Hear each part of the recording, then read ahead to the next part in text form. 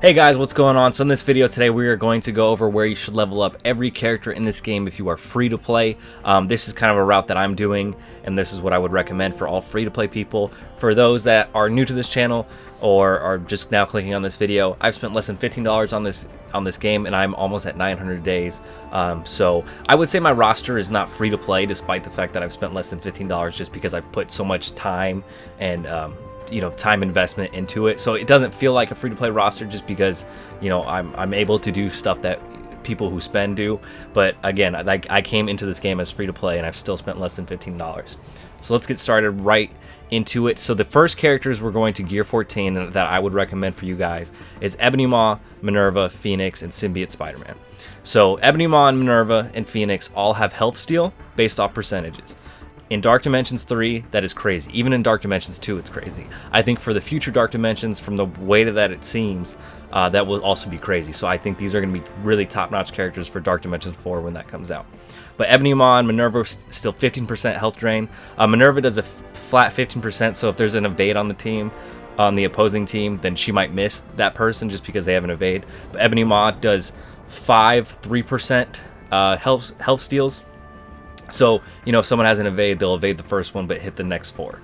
Phoenix, if you invest a T4 into Dark Phoenix's special, so just Phoenix's special, she will do a health steal of 20%, which is the highest that you can get in this game. And then Symbiote Spider-Man was made specifically for Dark Dimensions 3. That was kind of like the big hype about him when he was coming out.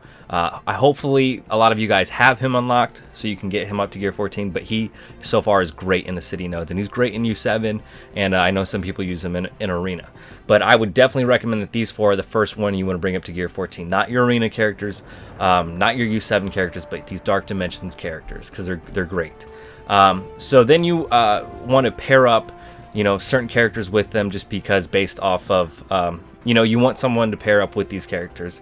So that's why I have Colossus up here. Colossus you can also use in Arena. Basically all these characters up here are either you're going to see benefits from them in U7, Arena, the challenge tiers, or future campaign nodes where you don't want to have to level up a whole team and stuff. But so let's just talk about Dark Dimensions real quick. So for each one of these, we have 1 global character, 1 city character, and 2 mystic characters. I would say if you're building for Dark Dimensions 3, you want characters that pair up with these 4. So for Phoenix, for example, we have Colossus and Mr. Sinister, and then Emma Frost also, has a little bit of a tie-in with Mr. Sinister as well. And I think that's a good starting point for global. Obviously, you can do whoever you want, but I think Colossus is definitely someone that you want to bring into Dark Dimensions 3 with Phoenix. Now, that's why he's up there, but again, I use him actually when I'm countering Black Order and Arena, so that's why he's also up there. For someone that goes well with Minerva and Ebony Man, that would be Thanos, because he will give ability energy to them whenever an enemy dies in Dark Dimensions, which is great. And then for Symbiote Spider-Man, we have Carnage and Venom. Symbiote Spider-Man in his kit has special boosts for symbiote characters, and Carnage will give turn meter to Venom and to Symbiote Spider-Man whenever a character I think drops below 20% health. I'm trying to remember that off the top of my head.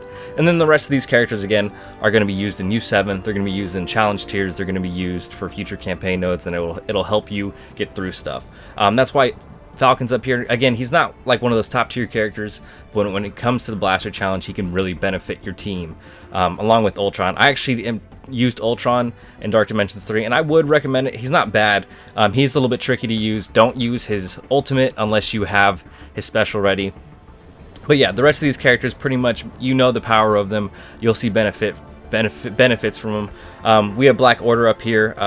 You may or may not be using Black Order in Arena, but I'm just going to put them up there just because I know that the number one, the top 5 teams in my Arena shard are all Black Order. So this is basically, once you get these characters up to gear 14, then you can start working on getting these characters up to gear 14. Next up, we have our gear 11 characters. So I will and will not recommend this. It just basically depends on how you are doing in gamma raids. If you're struggling, then getting these characters up an extra tier from gear 10 to gear 11, and we'll talk about why you're going to get these characters to gear 10. But basically, you will see benefits, and it should hopefully help you get through gamma raid if you are struggling, if you could just get these characters up to gear tier 11. Not necessarily, again, a recommendation, but these are probably the ones that you will see the most benefit of in gamma raids if you decide to level them up. So as free to play for the rest of your roster, what I'm going to recommend is Gear 10 level 65 every character that you see here.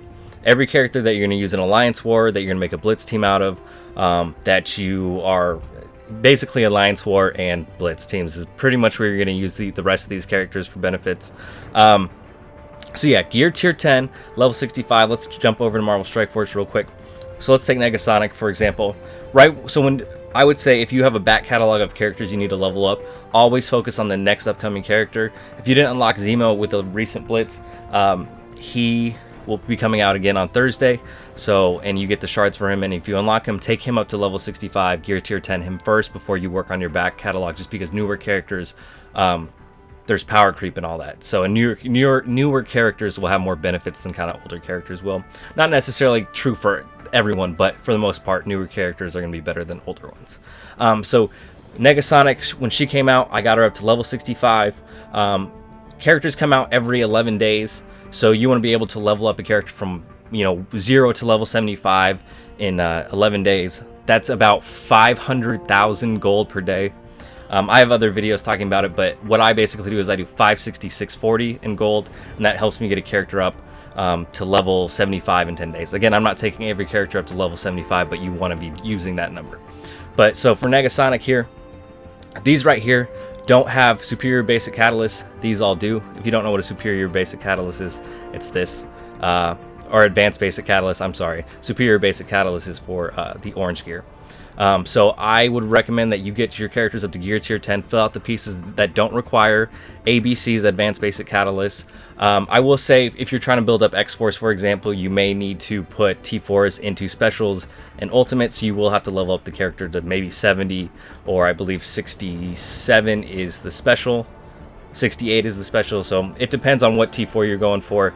But for the most part, I kind of save my T4s for those, for the Gear 13 characters that I showed. So yeah, so like you can see American Chavez, I did the same thing. Elsa Bloodstone, I did the same thing. Karnak, I did the same thing. So I tier 10, level 65, every new character, all my basic characters that aren't, super outstanding. And as you can see here, here's where you can see all the characters that I would recommend you do that for. So let's talk about these two Ravagers down here. The reason why I have them here is if you are new to the game, Star-Lord should be probably one of the first legendaries you unlock. An easy way to do that is with the two Ravagers, and you really don't have to invest too much into them. I would say get them up to tier 8. If you want to give them up to level 60, you can, but get them up to tier 8. Don't put any purple gear in them, just fill out their blue gear.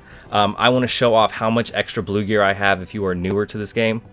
Extra blue gear orbs I have.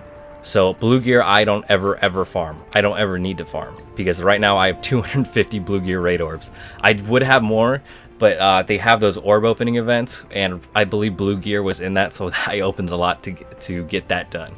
But yeah, so that's why I would say, getting these characters up to tier 8 and putting that blue gear into them will not be a wasted investment, and it'll help you unlock Star-Lord. But again, if you want to go a different route for Star-Lord, then just skip over them. But that's just kind of a small recommendation I would make. And then these other characters down here, I just have no use for them. I know some people can make, you can make Blitz teams out of whatever's left. You could, I know some people pair Ant-Man and Wasp with the new reworked Avengers. I know some people use Shield Trooper and Shield Operative. Merc Sniper, Merc Soldier on that Mercenary War defense team. But these characters I just don't have any use for, so I'm not going to recommend that you level them up. You can get away with a lot in this game with all these characters getting them up to tier 10 level 65. And I will say tier 10 level 65, for most teams you will have a character that let's say Supernatural, for example. So we have one Gear 13 character, which is Ghost Rider. The reason why I recommend him is for the gold challenge, and you can also use him in Dark Dimensions 3. I personally I'm not seeing I'm not seeing a lot of benefit from having him in Dark Dimensions 3, but he's there. He's another character that gets the heat off Spider-Man symbiote for me. But yeah, the gold challenge, I think he's useful. So when you have like Supernatural, for example, with Ghost Rider, the rest of the characters are going to be tier 10 level 65. But with Ghost Rider up there, that brings that brings my Supernatural team up to about 300,000. Now that's not going to happen with every team, but you will have a high-powered team that you're not constantly behind on characters and stuff if you go with this method. I still have a back catalog of characters that I need to get leveled up and stuff, but I'm going to bring basically all of these guys up to tier 10 level 65. So yeah, so that's going to do it for this video. Thank you guys for watching. Let me know if you think I should level up these characters a little bit more. Let me know if you think I'm overpraising some of these characters up here. Again, these characters are not necessarily the best of the best, but they will be helpful in the challenge tiers and campaigns. Sometimes in U7, but not too much. But yeah, so that's going to do it for this video. Thank you guys for watching. On this channel, I do guides, I do giveaways, I do orb openings, I do all sorts of Marvel Strike Force stuff. So make sure you're subscribed, hit that like button, all that great stuff. Thank you guys for watching. I hope you have a great day. Bye.